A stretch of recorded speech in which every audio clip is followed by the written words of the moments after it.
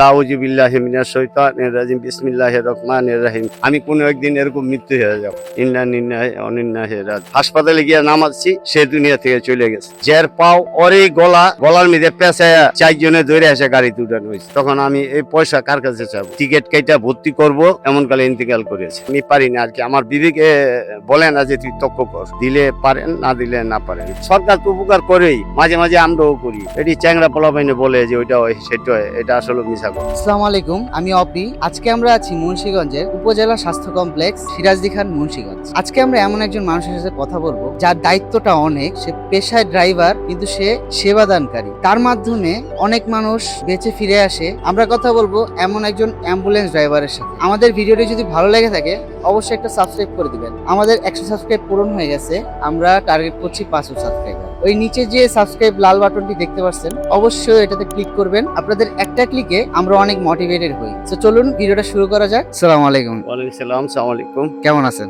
আলহামদুলিল্লাহ। আঙ্কেলের নামটা কি? কামরুল শেখ, বাড়ি ইসাপুরা। অ্যাম্বুলেন্স গাড়ি চালাচ্ছেন কয় বছর ধরে? 10-15 বছর। আমার গাড়ির লাইন চলে পরে 40-42 বছর।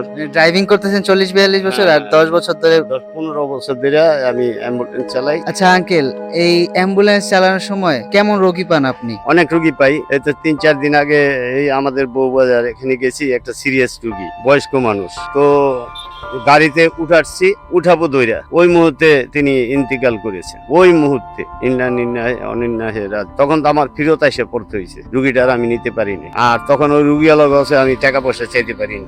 তখন তাদের মন মানসিক থাকে খারাপ। আমি কি করে, আমি যদি 10 কিলো দূরে গিয়েও এরকম হয়, আমরা ব্যাগ আইসা পড়ি। এদের কাছে চাওয়া পাওয়ার মতন কিছু থাকে না, কারণ আমি মনে করি যে আমি কোনো একদিন এরকম মৃত্যু হয়ে যাব। এমার্জেন্সি কোনো কল আসলে রোগীর কি অবস্থা দেখেন? ইমার্জেন্সি কল আসলে আমরা তাড়াতাড়ি চলে যাই যদি ডেলিভারি হয়, কারণ এই ব্যথা আমার মায়ও ভুগছে। এই পৃথিবীতে সবই চলে যায়, কেউ থাকবে না। ওইটা হচ্ছে সিরিয়াস মানে এই ব্যথাটা আমার মাও পেয়েছে, আমার ভাই বোন যারা আছে তারাও পায়। ওই মুহূর্তে সিরিয়াস রুগীটা না নিলে হয়তো বিপদ হয়ে যায়, আর নিলে হয়তো সিজার কিংবা ডাক্তাররা দেখে একটা কিছু করে। আঙ্কেল, এই ধরেন রোগী আনতে গেছেন, রোগী দেখে এমন মনে হয়েছে যে রোগীর অবস্থা খুবই বাজে, তাড়াতাড়ি করে না নিলে হয়তো বাঁচানো সম্ভব না। এমন অজ্ঞাতি গোষ্ঠী আত্মীয় স্বজন ইমার্জেন্সি ফোন দেয়, গিয়া দেখি যে অবস্থা সিরিয়াস, হার্টের রুগী, শ্বাসকষ্ট ভুগতেছে, অক্সিজেন লাগে, তারে ঢাকা নিয়ে যেতে হয়েছে। এমনও দেখা যাচ্ছে যে সারা রাস্তা অক্সিজেন কথা বলছে আত্মীয় স্বজনে, হাসপাতালে গিয়ে নামাচ্ছি, সে দুনিয়া থেকে চলে গেছে। এরকমও হয়েছে, আমি নিজে সাক্ষী। আচ্ছা আঙ্কেল, অ্যাক্সিডেন্টের পেশেন্ট নিতে গেলে এই পেশেন্টের কি কি অবস্থা দেখেন? যেরকম মাওয়ার এই আমাদের এই বিশ্ব রোডের এখান থেকে সনবাড়ি এখান থেকে এমন রুগী উঠেছি যে আমি ঢাকার থেকে আসছি, আসার পরে আমার রাস্তায় সবাই মিলে অ্যাক্সিডেন্টের লোকেরা সিঙ্গাল দিল। দেখলাম যে অবস্থা সিরিয়াস, একটা রুগী যার পাও ওরে গলা এমন ভাবে ঝুলিয়া রয়েছে, তার গলার মধ্যে পেঁচায়া চারজনে ধরে এসে গাড়িতে উঠানো হয়েছে। এই রুগীটা ঢাকা নিতে নিতে চলে গেছে দুনিয়ার থেকে, রক্ত দিয়ে গাড়ি। তখন আমি এই পয়সা কার কাছে চাবো? চাওয়ার মতন কেউ। যারা গেছে এরা কইতে বলতেছে, ভাই আপনার গ্যাসের পয়সা দিব, ওইটা দিব, সেটা দেবো, তারপর আমরা সাইডা দিয়ে পড়তেছি। এরকম রুগী আছে। এরকম রাস্তার রুগী, যেরকম অচিন মানুষ রাস্তায় ব্যারিকার দিয়া আমাদেরকে রুগী উঠায় দেয়, ওই রুগী হয়তো ঢাকায় নিয়ে যায়। নিয়ে গেলে কি হয়, আত্মীয় স্বজন পরিচয় না থাকলে এই রুগী হাসপাতালও গ্রহণযোগ্য করে না, হয় না। কারণ এটার কে লালন পালন করবো, কোত্থেকে আনছেন? কাজে আমরা যদি কোনো গার্ডিয়ান পাই তাইলে আমরা উঠে নিয়ে আসি। আচ্ছা, সবচেয়ে ভয়ঙ্কর রোগী কি এমন দেখছেন? ভয়ঙ্কর রুগী আমি এরকম রুগী দেখছি, সিরিয়াস রুগী, 20-22 বছর বয়স, ভিতরে খুব জ্বালা যন্ত্রণা লাগতেছে। কি হচ্ছে? স্ট্রোকের রুগী উঠাইছি। সমস্ত রাস্তা আত্মীয় স্বজন, চরের রুগী, বালুচরের, 20-22 বছর বয়স, স্ট্রোক করছে। এর বাম সাইডের বুক ধরপক করতেছে, কিংবা শ্বাসকষ্টর অসুবিধা। তো আত্মীয় স্বজনে বললো যে শ্বাসকষ্টর অসুবিধা, একটু অক্সিজেন লাগাই নেন। সিরিয়াস, আমরা অক্সিজেন লাগাই নিছি। এতে দেখা গেল ঢাকা টিকিট কেটে ভর্তি করব, এমন কালে ইন্তেকাল করেছে। ওই রুগীটা আবার ব্যাক করে আইনা আবার বালুচর দিয়ে চলছে। পৃথিবীতে জন্ম হবে, বাঁচবে, মরবে, এটিই নিয়ম। আচ্ছা আঙ্কেল, আপনার অ্যাম্বুলেন্সে কি কখনো কোনো পেশেন্ট মারা গেছে? অনেক পেশেন্ট মারা গেছে। আনতে গেছি কই, এই উত্তরগাঁও চাইনপাড়া, ছটপট করতেছে, আমাদের এই হাসপাতালে আনবো। এখানে আনছি, এখান থেকে ঢাকা রেফার করে দিছে। ঢাকা তৈরি যেতে পারি নাই, সনবাড়ির কাছাকাছি গেছে, পর মৃত্যু হয়ে গেছে। কিন্তু ডাক্তার তো তাড়াতাড়ি রেফার করে দেয়, ডাক্তারের দোষ না, এটা যে মারা গেছে তার ভাগ্যের দোষ, দুনিয়া থেকে চলে গেল।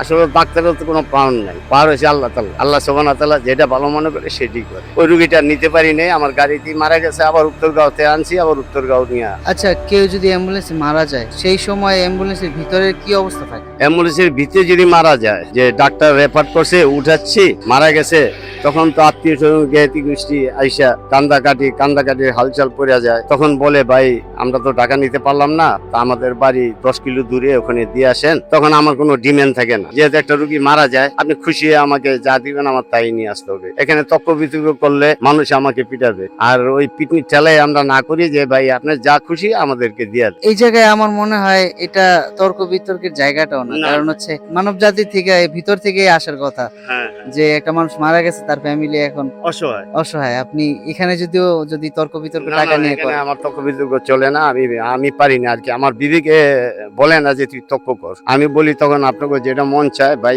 দিলে পারেন, না দিলে না পারেন, আমি তাতে রাগ না। ওরা খুশি আমাকে যা দেয় আলহামদুলিল্লাহ, ওটা নিয়ে আমি আসা।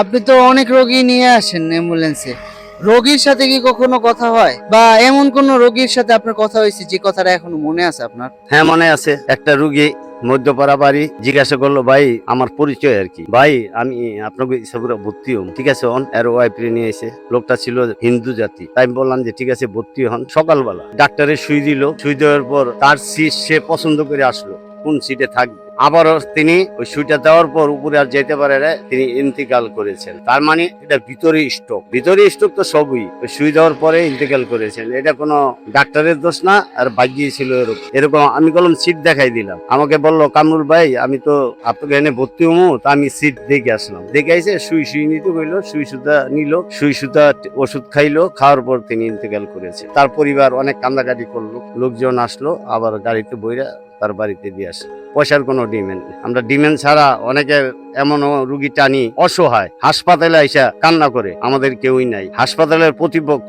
টিএস বলে যে কে যেতে পারবো এমন মানুষ দেখেন। তা আমরা এরকম মানুষ, আমরা অনেক রুগী ওই ঢাকা শহর নিয়ে দিয়ে আসি, আমাদের ভাড়া আসে 4000, তখন আমরা ভাড়া নিতে পারি না একটুকু, গরিব অসহায় মানুষ, লাওয়ারিস আর কি যাকে বলা হয়। সরকার তো উপকার করেই, মাঝে মাঝে আমরাও করি, কি করব, করার কিছু নেই, জনগণের চাপে করতে হয়। এখানে স্টান, এখানে আমার বাড়ি, হে বললে জোর না, জোর হয়েছে যে জনগণের কথা তো সরকারও নেমে যায়, তা জনগণের কথায় দিয়ে আসতে হয়, জনগণের কথায় আবার আনতে হয়। আমরাও যে একটা ভালো আছি তা না, অনেক সমস্যায় জর্জরিত আছি। রাতের বেলা যখন লাশ নিয়ে আসেন তখন কি কোনো ভৌতিক বা ঘটনা কিছু কি আছে না? আমার সাথে, আমি এ পর্যন্ত 15-16 বছর ধরে অ্যাম্বুলেন্স চালাই, আমার সামনে এমন কোনো কিছু করে নাই। আমি লাশ অনেক দূর দূরান্ত জায়গায় দিয়ে আসছি।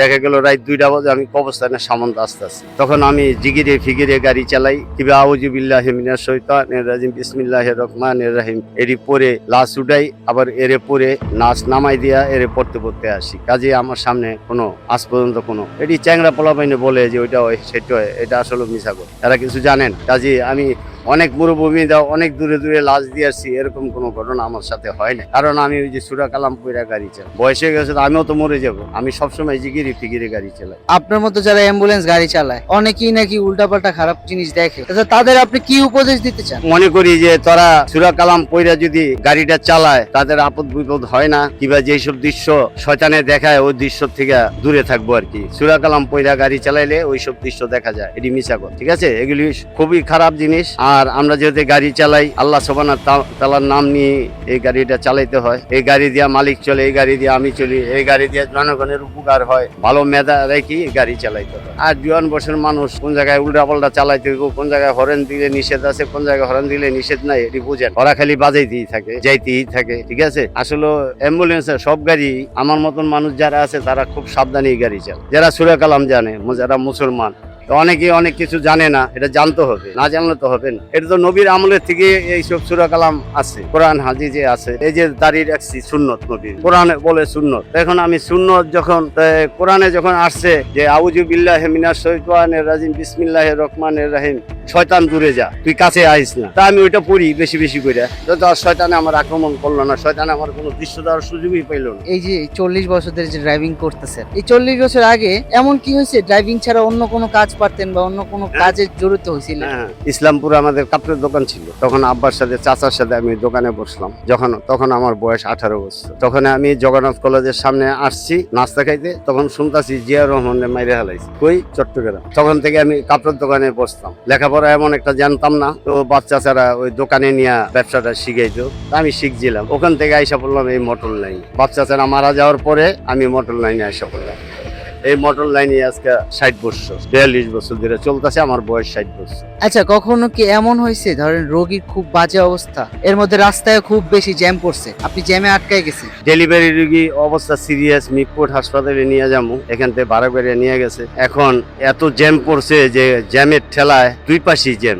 আমি যে রং সাইডে যাবো ওখানেও জ্যাম, আমার রাইট সাইডে যাবো এটাও জ্যাম। এখন রুগীরও কান্দাকাটির অবস্থা, এতে দেখা গেল যে ডেলিভারি আমার গাড়িতে হয়ে গেল। তখন ওই অবস্থায় আস্তে আস্তে আস্তে আস্তে মিরপুরে নিয়ে পৌঁছে দিছি। তখন বাচ্চাও সুস্থ এবং মেয়েও সুস্থ, এরকমও হচ্ছে। আবার এরকমও রুগী হয় যে সিরিয়াস, এর রক্ত যেতে যেতে মনে করো রাস্তায় একদম গাড়ি বইরা পালাই, দেখা গেল মিরপুরে গেছি, মিরপুরের সামনে গেছি, সে ইন্তেকাল করেছে। কারণ রুগী এমন একটা জিনিস, আমি মনে করি যে আপনি দরকার হইলে আমাকে ফোন দিবেন, আর আপনার মনে হচ্ছে যে একটা অ্যাম্বুলেন্স হইলে আমি দ্রুত স্পিডে গিয়া আমি রুগীটা আমার ভালো করতে, আসলে এটা ভাগ্যের লেখা। এসে সিরিয়াস অবস্থা রুগী বেঁচে যায়, আবার দেখা যায় সিরিয়াস কম, রুগীটারে দোয়াইতে আছে আত্মীয় স্বজন, ভালো রুগী কথা বললো মার সাথে, বাপের সাথে, বোনের সাথে, মিরপুরে নামানে গেলে দেখা গেল সে ইন্তেকাল করেছে। লাস্ট একটা প্রশ্ন করতেছি, সেটা হচ্ছে আপনি এই জ্যামে পড়লেন, জনগণ তো অনেক সময় আশেপাশে থাকে, আপনারা যে আটকায় যান জ্যামে, কেউ কি কোনো হেল্প টেল্প করে রাস্তা খালি করে দেওয়ার মতো? মিরপুরে অনেক জ্যামে পড়ি, জ্যামে পড়ার পর এই ছাত্র আন্দোলন গেল, এই ছাত্ররা অনেক ছাত্ররা আইসা 2-4-10 জন আইসা কি হিসেবে ভাই সিরিয়াস রুগী, পোড়া রুগী নিয়ে যাইতেছি, ছাত্ররা দেখছে এই ছাত্র আন্দোলন সময় যে দেশ স্বাধীন হইলো নতুন করে, তখন একটা পোড়া রুগী নিয়ে যেতে লইছিলাম। মিরপুরের সামনে যাওয়ার পরে দেখি ছাত্ররা দৌড়ে আইছে, আমার হুঁশিয়ারি শুনা, অ্যাম্বুলেন্সের আওয়াজ শুনা, কি হয়েছে ভাই পোড়া রুগী, আরে ভাই জাম। ছাত্ররা কি করলো, ডাইনে বামে অনেক গাড়ি চাপাই চুপাই দিয়া তাড়াতাড়ি যত স্পিড পারি আমার 20 মিনিটের ভিতরে এই পার থেকে ওই পার আমাকে পৌঁছে দিছে ছাত্ররা খুব ভালো। ওদের সামনে কোনো রুগী পড়লে, সিরিয়াস রুগী পড়লে ওরা জান প্রাণ দিয়া খাটে জনগণের জন্য। দর্শকের কাছে আপনার পেশা বা আপনার যেই দায়িত্ব, আপনি তো একটা বড় দায়িত্ব নিয়ে কাজ করেন, আপনার পেশা হোক বা মানুষের জন্য হেল্প হোক, আপনি অনেক বড় একটা সেবা নিয়ে কাজ করেন, মানুষকে সেবা দেন। দর্শককে কি বলতে চান আপনার থেকে? এইটা হচ্ছে আমার সেবা, যত স্পিডে মানুষকে পৌঁছে দিতে পারি এতই ভালো। রাস্তাঘাটে আপদ বিপদের থেকে বাঁচায় নিয়ে তাদেরকে বাঁচানোর মালিক তো আল্লাহ, আমার কোনো ক্ষমতা নাই। তারপরও দর্শকে যদি মনে করে যে আমাদের ব্যবহার ভালো, তা আমাদেরকে ইউজ করবে। আর যদি মনে করে যে না ব্যবহার ভালো না, তাহলে তো আমাদেরকে আর ইউজ করার দরকার নেই। আর ইউজ করার দরকার না এটা কইলে ভুল হবে, কারণ আমার মার কিছু হইলে, আমার টাকা থাকলে পয়সা থাকলে অবশ্যই আমি একটা অ্যাম্বুলেন্স বিশ্রাম, আবার অ্যাম্বুলেন্সেও ডিস্টার্ব দিয়ে দেয় অনেক টাইমে রাস্তাঘাটে, তখন আরেকটা অ্যাম্বুলেন্স খুঁজে দিয়ে দিত, নাহলে তো রুগীর অবস্থা তো খারাপ। অ্যাম্বুলেন্স যে নষ্ট হবে না এমন কোনো কথা নাই। আমি ভালো মানুষ, আমি হেঁটে যাচ্ছি, আমি যে মরবো না এমন কোনো কথা নাই। আল্লাহর বিধানে আছে এই দুনিয়া থেকে আমার চলে যেতে হবে, ফলে খান ইনসানও জয়ফা, অর্থাৎ এই দুনিয়া ছাইরা আমার চলে যেতে হবে। এই পৃথিবীতে কোনো কিছুর নাম থাকবো না, নাম থাকবো আল্লাহ। খেদমত করি জনগণের, ভালো রাখার মালিক আল্লাহ। ঠিক আছে, আপনার সাথে কথা বলে খুব ভালো লাগলো, আর দর্শক হয়তো কথা শুনে ভালো লাগবে। দোয়া করি আপনার জন্য, আপনি ভালো মতো মানুষের সেবা করে যান, এভাবেই ভালো থাকবেন। আসসালামু আলাইকুম। আমরা আজকে কথা বললাম এমন একজন মানুষের সাথে, যে মানুষের সেবায় নিয়োজিত, সে অনেক বড় একটা দায়িত্ব নিয়ে এই গাড়ির ড্রাইভিং করে, কিন্তু সবাই তাকে অ্যাম্বুলেন্স ড্রাইভার হিসেবে জানে। আসলে সে একটা সেবাদানকারী, আল্লাহর একটা উসিলার মাধ্যম হিসেবে সে কাজ করে। এমন ভিডিও যদি আরো দেখতে চান, আমাদের চ্যানেলটি সাবস্ক্রাইব করবেন, এবং যারা নিয়মিত ভিডিও দেখেন কিন্তু সাবস্ক্রাইব করেন না, প্লিজ অনুরোধ থাকবে আপনারা চ্যানেলটি সাবস্ক্রাইব করবেন এবং ভিডিওটি শেয়ার করবেন।